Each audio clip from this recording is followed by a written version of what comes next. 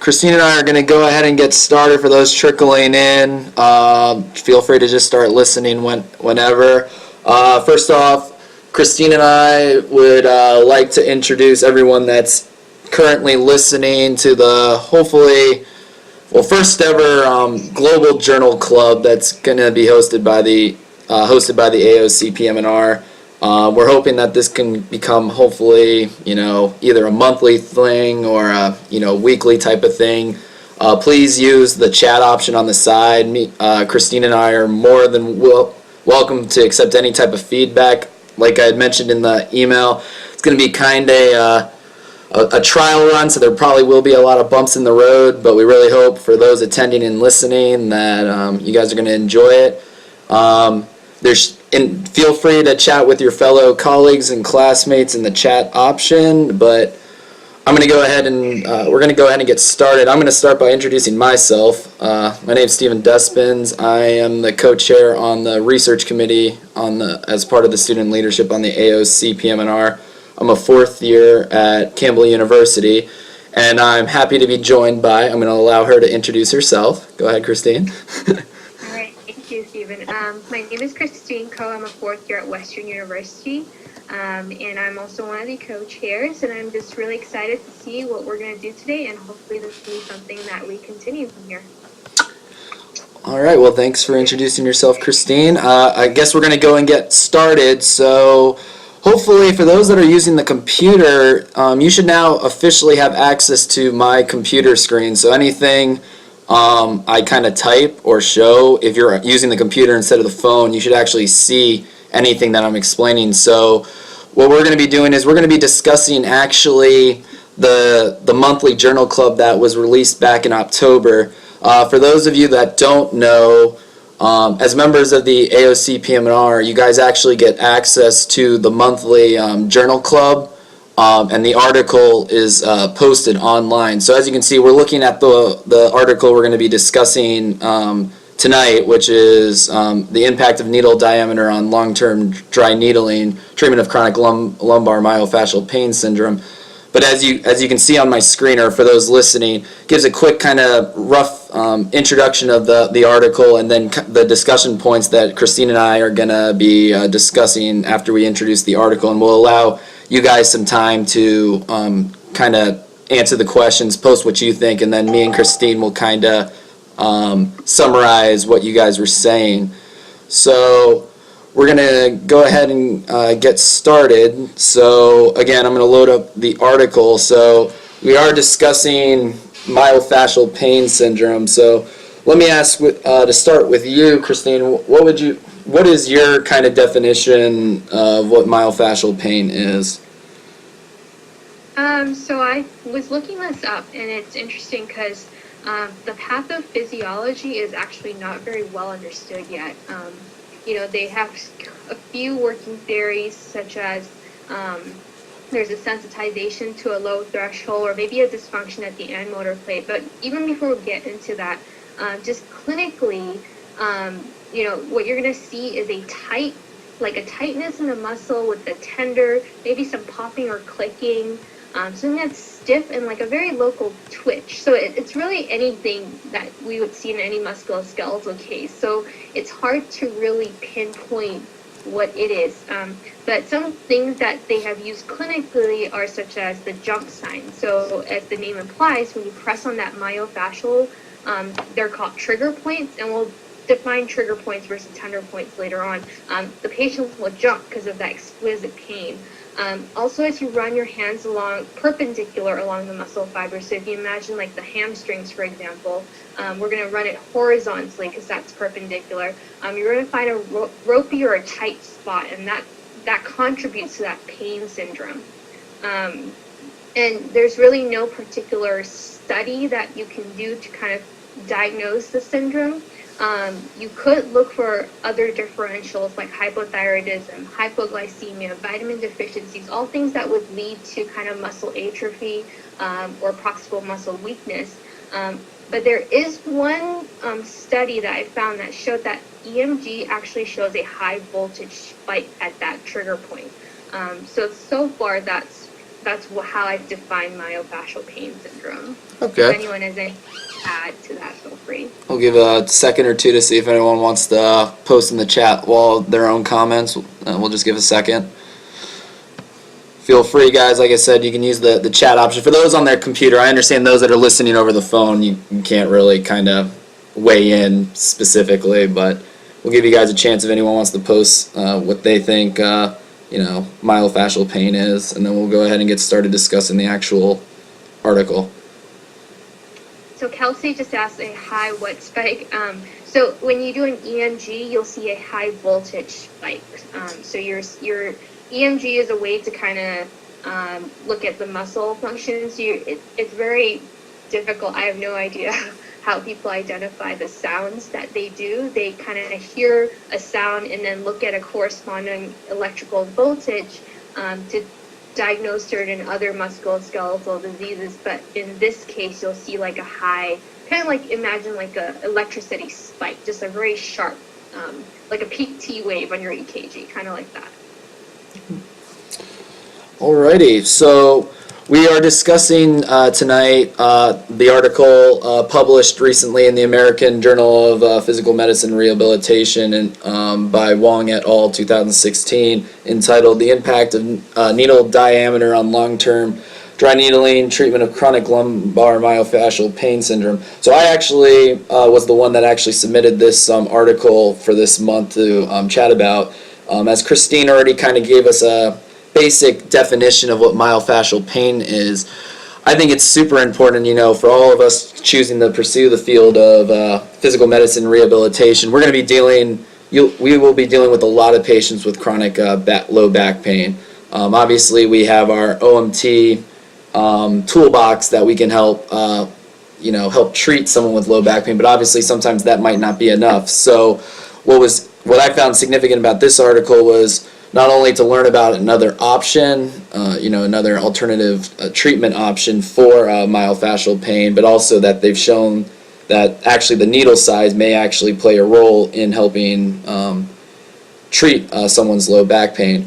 So to get down to it, as you guys can see on the screen, we're looking at the abstract right now. So pretty much Wong et al., they went ahead and wanted to see whether the diameter of a needle that's used in dry needling would actually play a role in decreasing someone's myofascial pain, specifically low back pain. And so what they did was they ended up separating the patients into 3 different groups. Each group corresponded to a certain needle size. The 4 sizes they investigated were 0.25 millimeters, 0.5 millimeters, and 0.9 millimeters. And the way they were assessing pain was that they used 2 pain scales. The first one, I'm sure everyone's fairly familiar with, is the visual analog scale. So what is that? If you're looking on my screen right now, pretty much people draw it differently, but pretty much it's the classic question that you ask patients. On a scale of 0 to 10, how would you rate your pain? 0 being no pain, 10 being the worst pain in the world.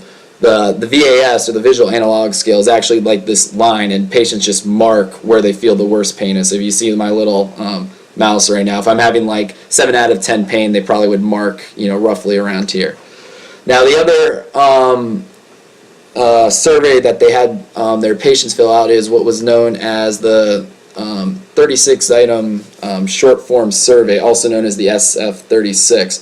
So I didn't actually know what that was, so I went ahead and did some research to see exactly what it was. And so if you guys are looking on my screen right now, this is kind of basically what the questionnaire is. Patients answer 36 questions that pretty much relate to how they're dealing with pain, and they rate it, and it's scored from 0 to 100. 0 being terrible, as in you're like severely disabled, to 100 where you're not disabled at all. And so they answer these 36 questions, and they had their patients do that. And needless to say, they found that the larger the diameter of the actual needle that was used for dry needling, patients reported that their pain scales were actually lower. And so that was actually very interesting. So no matter what the needle size was, patients reported a decrease in pain. So whether it was 0.25, 0.5, or 0.9, doing dry needling as a form of therapy did show improvement in patients' myofascial pain scores. However, they did notice that the larger the diameter actually had more of a role. So if you're looking on the screen right now, these were the 3 different needle sizes that were used. Obviously, the ones on the left were the the 0.25 and the 0.5 and the 0.9 needle sizes. And here, as you can see right here, here's a photo of kind of how they performed the dry needling in the office. It's kind of, I don't know if anyone's actually familiar with dry needling.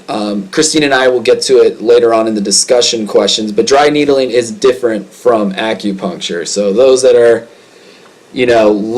are kind of familiar with acupuncture, not familiar, they are 2 separate things. Dry needling is more can be performed by both physiatrists and physical therapists because there's no medication involved. However, when we discuss other options such as like trigger point injections and acupuncture, that's generally performed more by a physician because obviously you're actually dealing with medications, which physical therapists actually are not licensed to use. So I found that it was a pretty interesting article. Again, I thought it related really well to our field because it showed alternative to just medication to help treat low back pain. So I guess I'll hand it over to you, Christine. Did you have any comments about the article, or you find anything interesting about it?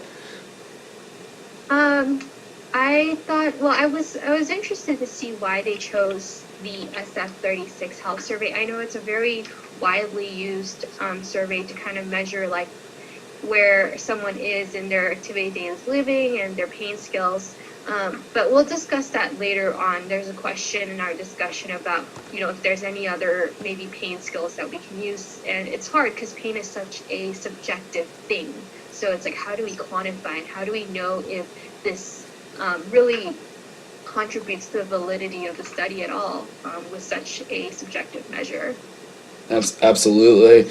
Let's go ahead and kind of open up the floor to those that are listening in. Feel free to shoot some comments at about whether you read the article or not. If you guys have any opinions, we'll go ahead and kind of summarize those. So we'll give you guys a minute to kind of post your thoughts about the article. If you didn't read it, it's okay. I mean, that's why we were discussing it. But for those that actually read it, if you guys have any comments that you guys would like to add, we'll leave it open for a minute just to see. So just bear with us. Be a little downtime right here.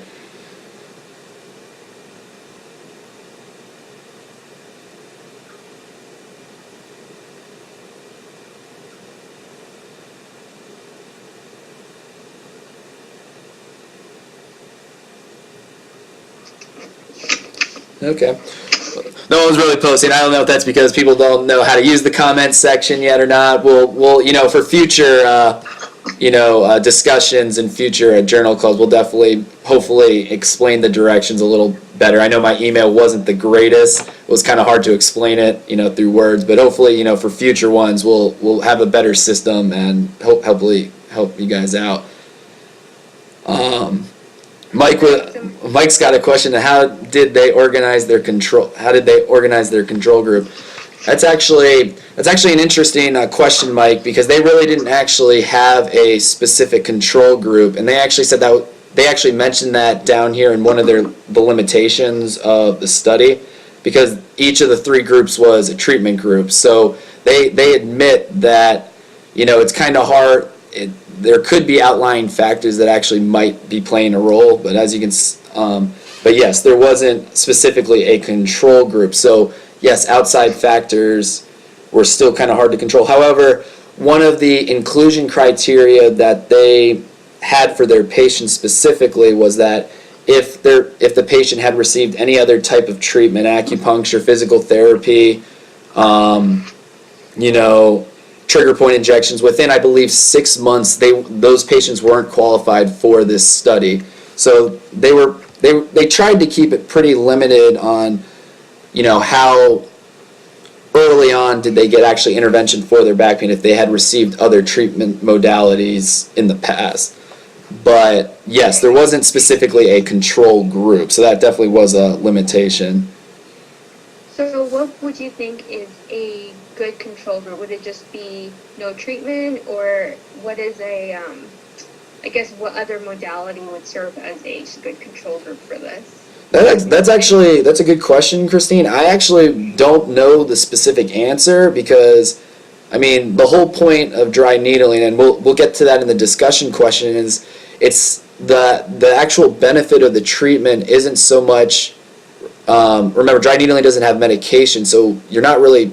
There's no medicine going into the actual muscles to help the muscle heal. It's actually the needle motion, from my understanding, is what actually is the actual benefit of dry needling. It's actually the needle going into the muscle, and actually the movement of the needle, breaking up the adhesion, freeing up the nerve block. Is, from my understanding, that's what actually is actually where the patient actually gets benefit.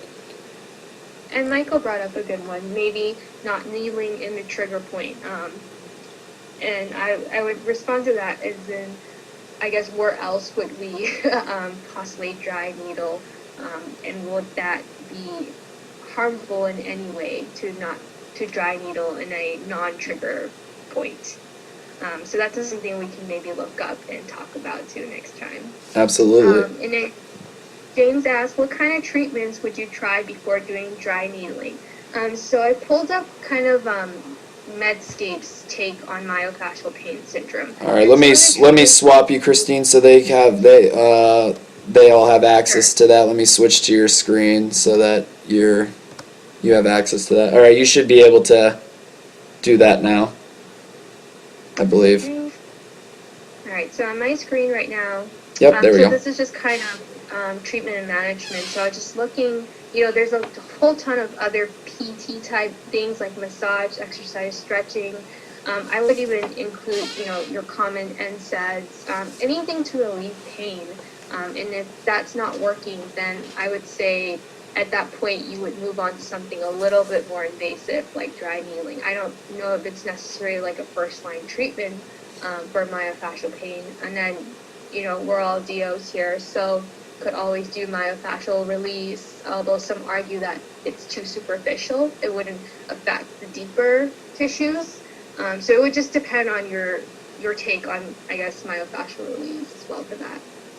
And obviously, how well, if you've built a rapport, just because we're going into a great field where, building a rapport with your patient's super important in physiatry. So if you've been seeing this patient for a while and, you're not getting any improvement with one modality, that might be actually the option now, is to try dry needling or one of those other forms of therapy. But I don't know if there's specifically a first line treatment. I guess I would argue probably it would just be stretches for the back, stretches and like Christine had mentioned, stretching, myofascial release, and massage, I guess one would argue, and then you could go higher up. But everyone everyone's body's different, so one modality for me might not work the same for you, Christine, and vice versa. So that actually brings us very nicely into our third question. Unless anyone has anything else to add to any other forms of alternative medicine that we can use, I'll give you guys a second here.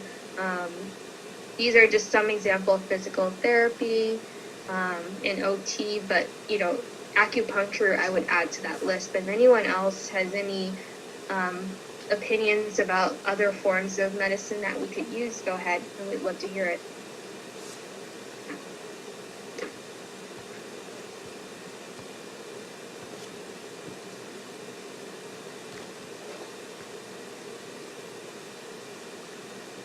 Okay, so we're going to go ahead, if no one has any other questions, we're going to go ahead and get started with the discussion questions. Christine, I'm just going to kind of swap back to me so they have access to the actual screen again, so they can see. I think we hit 1 and 2, so we can actually go on to 3. It's a good flow today. Oh, okay. Give me 2 seconds. All right. So, no, I don't want that. Yeah, so the first discussion point was actually describing what myofascial pain syndrome was and how it's diagnosed. Now, Christine gave an excellent definition at the beginning of our podcast / program, but for those that might have joined in late, you want to, Christine, throw in like a 1 minute, maybe 30-second quick definition again for our listeners that might have joined in late, and then we can move on from there. Yeah, sure. It's actually, I don't know if you guys can still see my screen, but it's right up here, but I put it together. It's essentially like a very, it's a bundled tissue. It's tight, it's tender. When you press on it, someone's gonna jump. It's associated with just kind of, just unretractable pain. And a lot of these patients will have these ropey and tight spots that are perpendicular to the muscle fibers. So that's what we're talking about in this myofascial pain syndrome. Okay. Alrighty. So Christine did an excellent job describing the definition. So we're going to move on to number 2. So again, the second discussion question was asking what is dry needling therapy, and then a follow-up question is, can you think of any other forms of alternative medicine that have been used to treat myofascial pain? So again, we've already had a big discussion from Michael or Tyler, I can't remember, had asked, are there any other forms of medicine besides dry needling? But I'll go ahead and get started with describing exactly what dry needling is. So dry needling is literally what it sounds like. You're taking a needle, and I showed some pictures earlier from those that were listening, and you're placing the needle into where the patient's greatest pain is, the quote-unquote trigger point. Don't get that mixed up with a tender point. Christine will, in the next minute or in the next few minutes, describe actually the difference between the two, but you're identifying where the trigger point is, and you're taking the needle and going into the muscle. And from my understanding and from what I've learned from my attendings and from physiatrists that I've worked with, it's more the actual needle going into the muscle that's actually what's doing the benefit for the patient. Now, how is that different than from, say, what a trigger point injection is? For those that aren't familiar with a trigger point injection, that's actually when you use a medication. Generally, most physicians like to do a little bit of lidocaine with a little bit of steroid, and they inject it into those tender points, and usually they'll do like 6 or 7.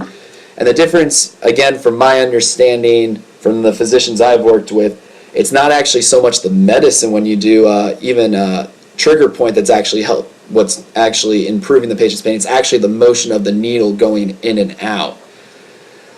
For those that are wondering, well, what's the difference between dry needling and acupuncture? There's actually a big difference. So acupuncture has been around since, don't quote me on my history, but it's been around for centuries. It was first developed in our Eastern society with the Chinese, and they've perfected it.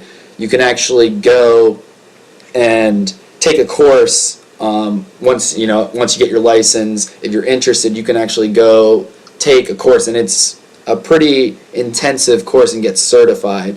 And pretty much the Chinese were able to outline the entire body, and there are these perpendicular lines that are drawn throughout the body that relate to the different organs, such as the liver, the spleen, and they're all connected where if a person's having some sort of issue, when you put the needles in that certain line, the patient generally will start to feel better.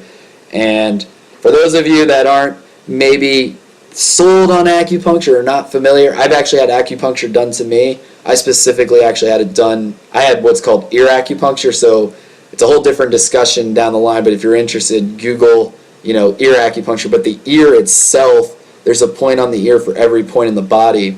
And so I was working with a neurologist this past year, and I actually ended up breaking my 5th toe, and he did some ear acupuncture on me for the fifth toe spot, and for the fifth toe, and he injected the needle into my ear, and I kid you not, my toe literally went numb, and I kept the stud in there for a couple days, and anytime I wiggled it, my entire toe would go completely numb. So I'm a firm believer in acupuncture.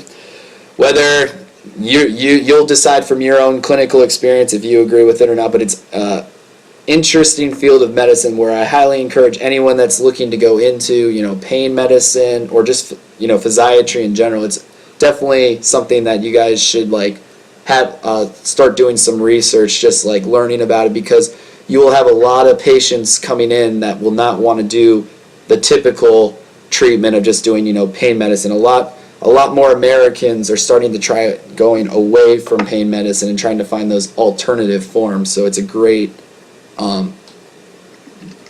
treatment option, dry needling, physical therapy, acupuncture, instead of, strictly just giving, the tramadol or the oxycodone or the Percocet to help with someone's pain. Do you have anything to follow up with that, Christine? No, I think you explained it well. Okay. So we're gonna go ahead and Christine's gonna go ahead and start the third discussion question.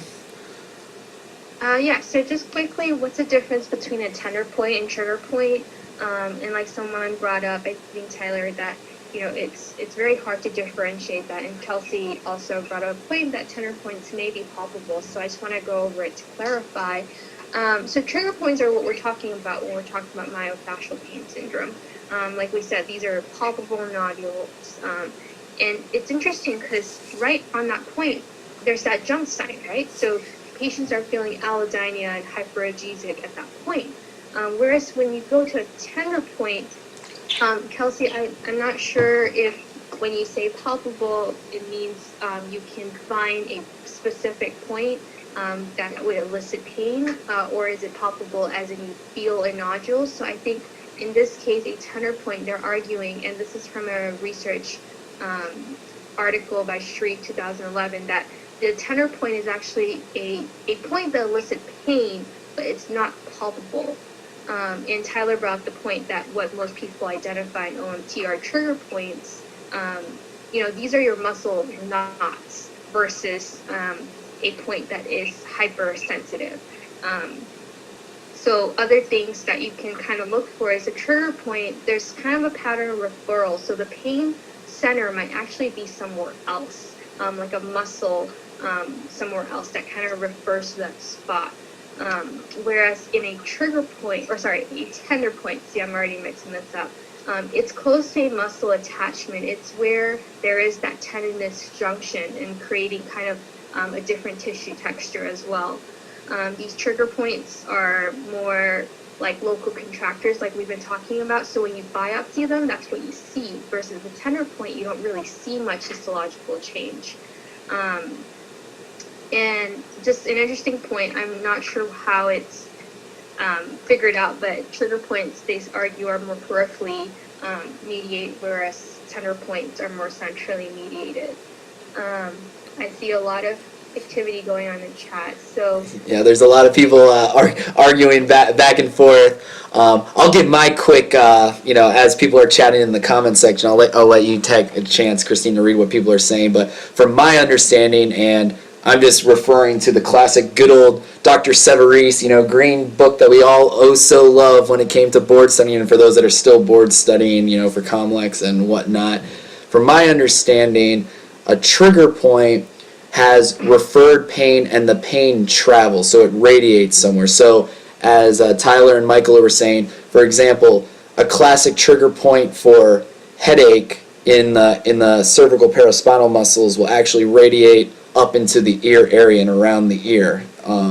Now, that's different than a tender point. Tender point is what we learned in the OMT lab. That is a specific spot that does not radiate anywhere, and that's where you can use counterstrain for. Everyone's familiar with counterstrain technique.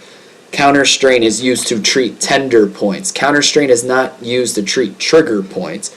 Trigger points are treated with all these different modalities that we've been discussing: the dry needling, the trigger point injections, massage, myofascial release OMT, and medications. But from my understanding, I always thought that was the two differences. But yes, a lot of physicians tend to use the two terms interchangeably, but if you like to be a stud and try and have a conversation with your actual attending, you can be like, no, Dr. So-and-so, I actually don't believe that's a trigger point. I believe that's a tender point because it's not radiating or whatnot. It's a good opportunity to have a discussion with your physician, your attending physician. Yeah, so I'm just gonna kind of refer to our school OMN manual. We have our own if anyone's interested in purchasing the Western U OMN manual for selected conferences. Anyways. We would like to say before Christine goes, we take no financial interest from anybody. We're just quoting that now. Oh yeah, of course. Yeah, but so counter strain, like I think people are saying, is mostly an identification of a tender point. I think you mentioned that to Stephen, and it's interesting because it's very confusing with trigger points and Chapman's. At our school, we like to define Chapman's as, for those of you who drink bubble tea, like a boba, like a little crepitous nodule. I don't know if anyone else in their schools describe Chapman as that, but that's how it's described to us. But so yeah, it's yes, boba. So just now that we've kind of identified what the difference is, hopefully we can try to keep those in line going forward. And if there are further kind of arguments or further discussion, we can definitely as well look stuff up and come back next time and talk about it again. And I agree with that, Michael. Many medical professionals use these terminologies, not just in osteopathic medicine. I completely agree. But just be aware that sometimes the two terms are used interchangeably, and they actually, are two different things. So don't let that get confused with you. As you're diagnosing a patient and your physician comes in and is like, oh, that's a trigger point, and you're like, well, I'm not so sure, Dr. So-and-so. I think this might be actually a tender point. You can say, well, how are you going to treat it then? You can be like, well, I'm going to use counter strain, or no, I'm going to give the patient a trigger point injection. So just something very important to think about as you guys go throughout your clinical career, on your clinical rotations while you're in the lab. So it's just a great opportunity.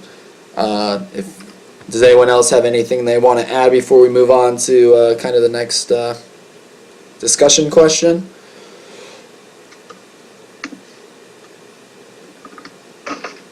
All right, we'll go ahead and move on. So question 4, me and Christine wanted to kind of throw out there was wondering whether obviously from the article we discussed, the diameter of the needle does play a role in dry needling, but what we wanted to know was, do you think the diameter of the needle could play a role in the other treatment modalities that generally use a needle, such as trigger point injections, nerve blocks, acupuncture?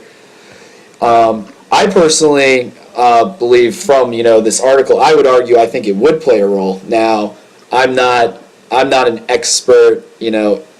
Whenever my attending physician tells me to give a trigger point injection, I'm just handed the needle, so I never really thought about, will the needle size make a difference or whatnot. But I would argue, Christine, I think it would. Would you agree with that? Yeah, I think you're creating more mechanical disturbances. Well, actually, I take that back, because you could theoretically, with a smaller needle, cover more surface area as well. But I see the point with the larger diameter giving you kind of more to work with, if that makes sense. I would be most interested to see if it actually played a role with acupuncture, because as I mentioned before on my long acupuncture rant, that form of medicine has been perfected over the centuries, and I would just be curious to see if they had already done this research in the past, just from seeing all these different patients, that they've actually perfected the specific size needle that you use for acupuncture, or if there hasn't been a study yet done. I'd actually be curious to see that, but I think it'd be really interesting. Does anyone in the chat have anything they would like to add? I see Tyler Bates said he kind of agrees with what we were saying.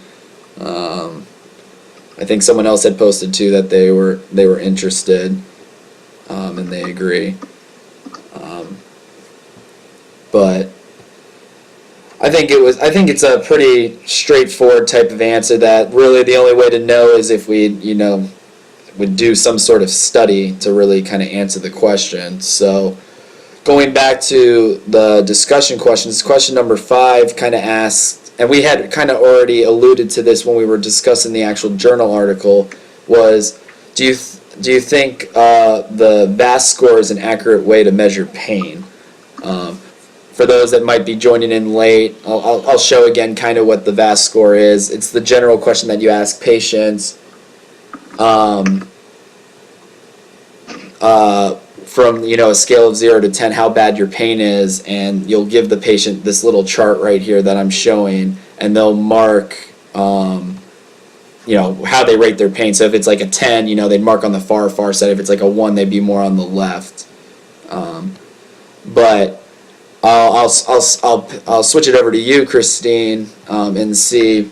Do you think there is a better way to measure pain? I mean, we're just taught in medical school. When you ask a patient, your classic HPI questions, you always just say, "How would you rate your pain scale on a scale of 0 to 10?" Do you think there is a different way that we could theoretically do it, or do you think this is really kind of the only option?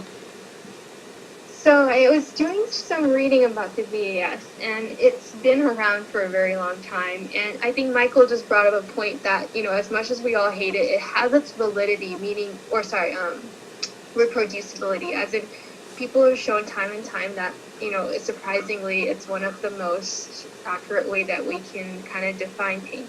Now, pain is just so subjective that I had a discussion with a patient the other day. What does a 10 out of 10 even mean? Because for me, a 10 out of 10 is, the worst pain, but someone else's 10 out of 10 might mean, a little twitch in the muscle. It just depends on the pain tolerance and your perception of, your self-perception of pain. So that said, I personally feel that there has to be a better way. Michael said it's useful to establish baseline and see if there's improvement. I agree, since it is used on an individual basis. If a person comes in on day 1 with 3 out of 10, we can only assume that on day 2 a 7 out of 10 would mean an increase in pain for that patient. But it's definitely not a useful tool to compare patient between patient.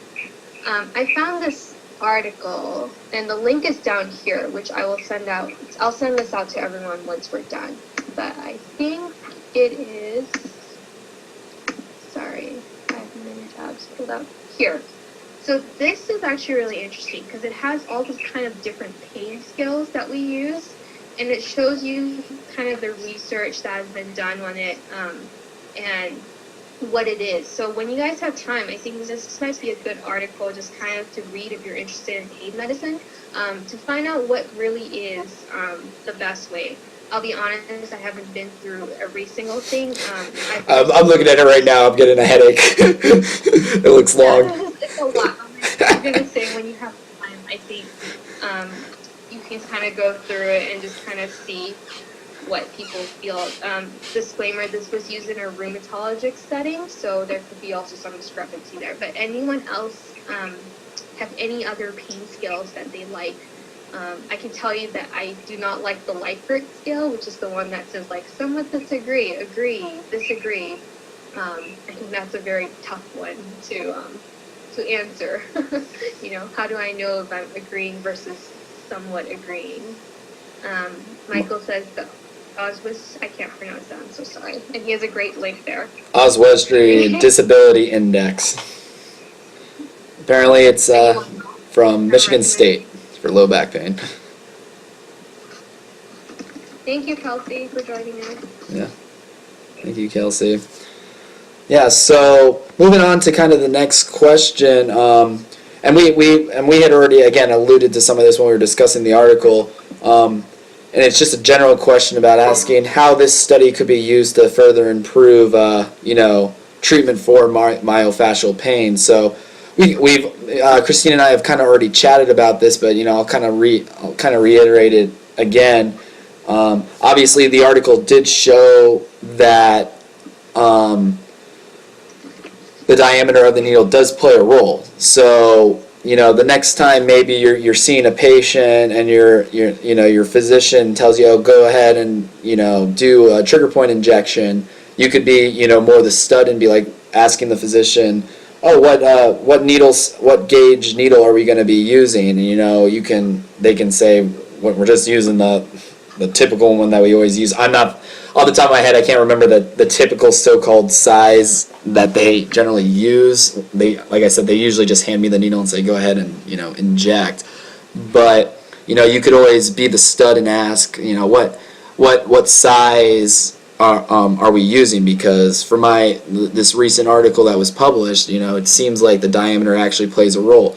And this is important too, because when it comes to referral, when you're referring your patients to PT physical therapy, I had mentioned prior that physical therapists perform dry needling. They don't perform trigger point injections because they're not allowed to, prescribe medications, because trigger points actually involve, giving some steroid and some lidocaine. So this is important too when you're referring your patients to physical therapists and you think that they're going to be doing dry needling to help their specific patients. You can always inform, the PT that are on staff that, I'd prefer the patient to use this size needle because this recent article suggests that it actually has a better role in treating the patient's myofascial, low back pain. And, you can have a discussion with the PT team there. That's how I would approach it. And I've kind of done that now. I'm not currently on a PM&R rotation as we speak, nor am I doing trigger points. But the next time you have to give a trigger point, I'm definitely going to be a little more proactive, asking my attending physician, what size gauge needle are we using? Do you have anything to add, Christine, on that side? Not particularly to the question, but Tyler brought up a good point about for those of you who have seen or been taught trigger points, how many have seen them just inject one spot versus moving around, breaking up the trigger point? So personally, I've worked with someone who does this, and he will inject and dry needle at the same time. So that means he would inject the lidocaine and the steroid, and then he'll use that same gauge needle, usually like a 22 gauge, and he will kind of go in and out, kind of like dry needling, but at different angles. Has anyone else seen that? Yeah, I agree, Christine. The physiatrists I've worked with, or even those that family medicine docs and other physicians that just do trigger points, I would agree they do a similar technique. I don't think, Tyler, I've ever seen just one specific just trigger point for just one spot. Most of the doctors I work with generally do symmetrical points. So even if the patient's having, say, left neck pain, I've seen the physicians I work with, they'll usually do, 4 on the left side, 4 on the right, just to be symmetrical. They wouldn't just do it on the one side. Every physician's different. People would, just from their experiences working with their own patients, ones would argue, I do it this way because I get the best results. I noticed that generally especially the PM&R doc I worked with recently, what he does is he actually does the trigger points, and then he actually does some OMT. So he'll actually immediately do some muscle energy to help stretch the muscles to get even that added benefit of effect. I don't know, Christine, if you've seen any of the physicians you work with that actually incorporate OMT right after doing the trigger point. Yeah, definitely. That same doctor that I worked with was a big proponent of, you would come into the clinic, you would get your ultrasound stim, massage therapy, and then OMT, and then your injection. His argument is he wanted to prep the muscle for the medication and for the dry needling. So I think there is definitely a component of OMT that can be used. Okay. James asked, what are some contraindications? And I don't personally know, I'm looking them up. Some absolute ones that I found are patient with needle phobia. Never, yeah. Don't do trigger points or dry needling if your patient doesn't like needles. That's probably not a good idea.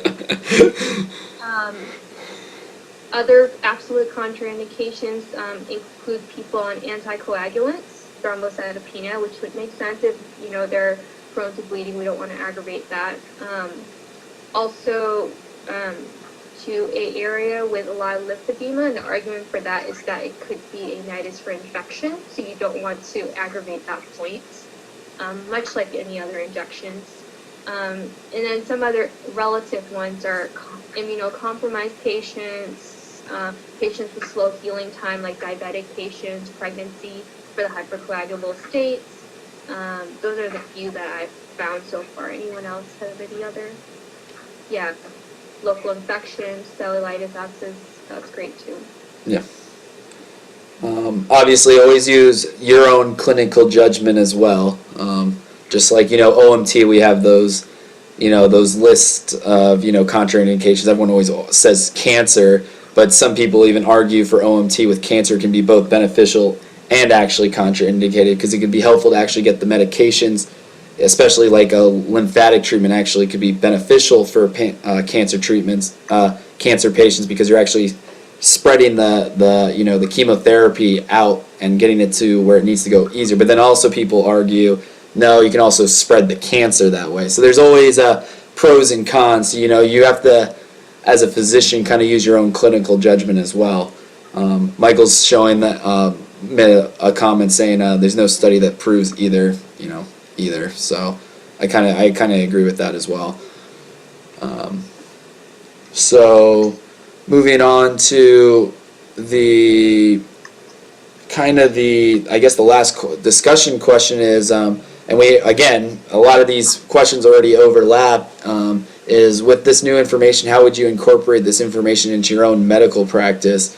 I don't want to sound like a broken record, so I'm not going to like kind of repeat what I had said from like number 6, but you know, now I'll be a little more proactive. I know for me, as I had mentioned already, that, you know, if I have to go do a trigger point injection, or, you know, you know, happen to be handed a needle and say try some dry needling, that I'm probably going to be asking my physician now more like, what size, you know, gauge needle are we actually going to use, because I read this recent article that shows that the size actually can help make a difference in the patient's actual pain. So like I said, this discussion question is fairly similar to the one we already mentioned before, but I highly encourage any of you, you know, that are interested in, you know, looking to pursue any form of, you know, pain medicine, or, you know, you're into musculoskeletal medicine, or spine MSK, that you will be exposed to low back pain on a regular basis. Even if you're not going into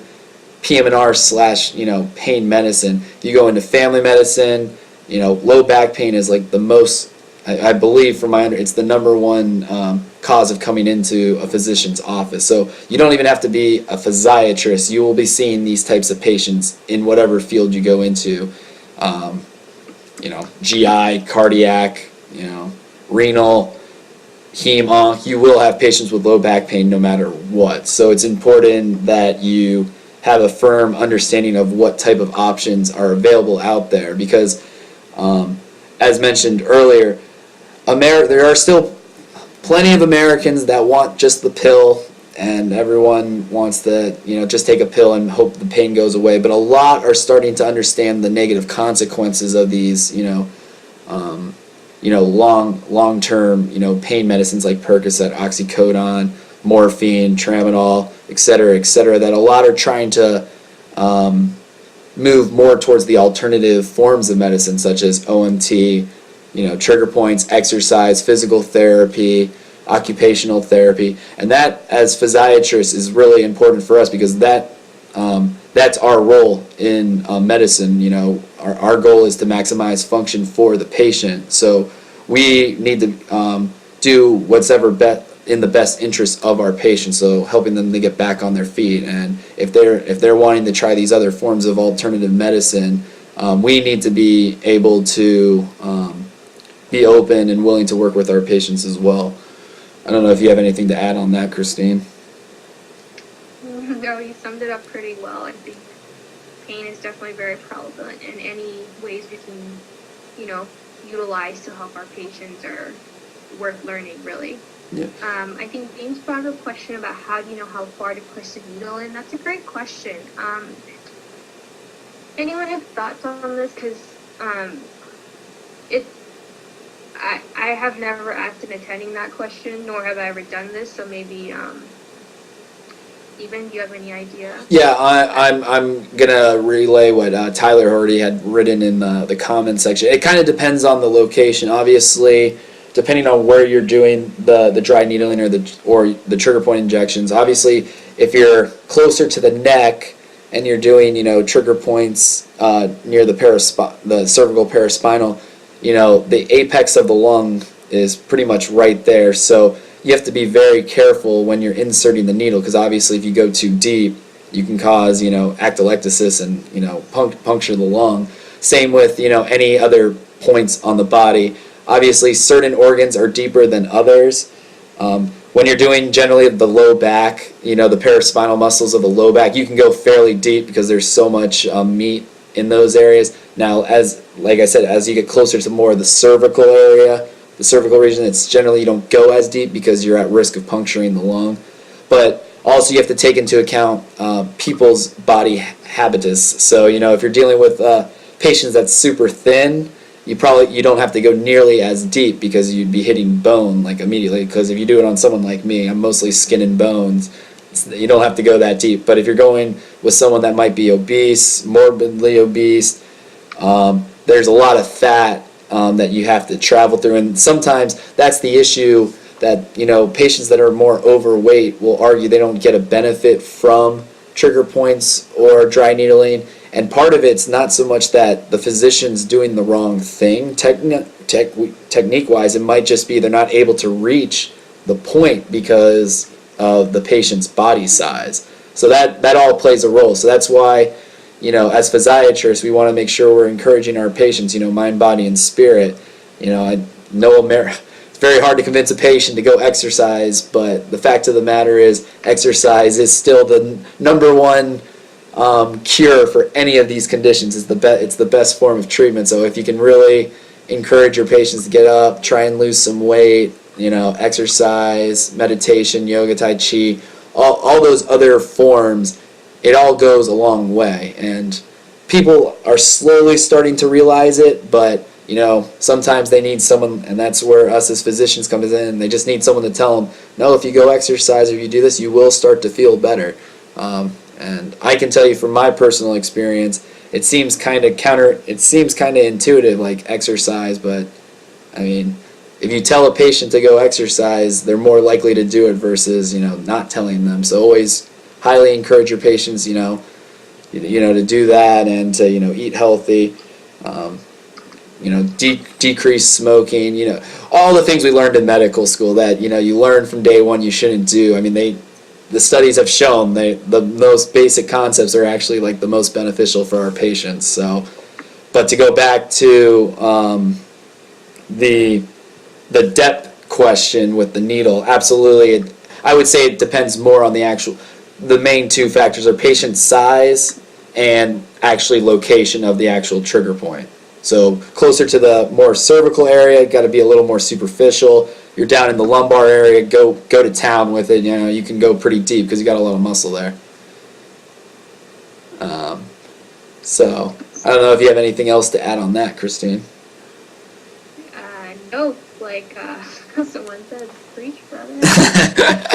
I went on my long preventive medicine rant right there. Sorry about that, guys.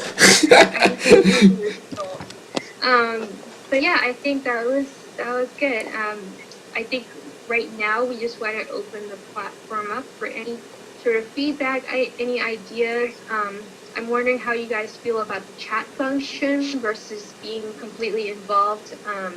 If we had unmuted your microphones, for example, anyone have thoughts on that for next time? Or any feedback at all, actually, on how this was run? We would love to hear from you. Yeah, feel free to put it in the chat. If you guys have other ideas, that you just can't think of right now, feel free to either shoot Christine or I an email. I forget, Christine, do we have a general email for the AOCPMR that they can relay it through, or is it better for them to just kind of get our contact as the two research committee Yeah, chair I think members. they can email us directly. I'm about to type my email here. Okay. Steven, go ahead and. Oh, yeah. So they have it. Okay. Yeah, Mike, we'll do that. We will definitely send a PDF file next time with the next article. Two things I will say, though. If you guys check your emails, the AOCPMR does actually send an email out once a month with the journal actually attached. But if you're looking actually on your computers right now, I went ahead and took control again from Christine. On the AOCPMR website, if you go to the student tab, you can actually scroll down to, let me get my little box out of the way, I'm sorry. Oh, wait. And you can see the Journal Club tab right here. If you click on that, you'll actually get taken to the page that I just had up. And what it does is it has a list of all the journal clubs that are both future journal clubs and ones in the past that we discuss. And so, if you can't attend, the one that Christine and I host online every few weeks, you can host your own at your own school. We completely encourage that. That's a benefit of being an AOC PM&R member, is that you guys get access to all the journals, both past and present and future. And so our hope is that we plan on at least discussing the monthly journal club now once every few weeks with the new journal club. However, if you guys think, or if you guys really enjoyed this program, would like to do it more often, maybe more on like a 2-week basis or 3-week basis versus just the once a month, we're definitely open to that. Obviously, everyone's schedule can be busy sometimes, and that's why I'm actually recording this I call it a podcast, because I'm going to be posting this online so that your fellow colleagues that might not have been able to attend can still download the podcast and listen.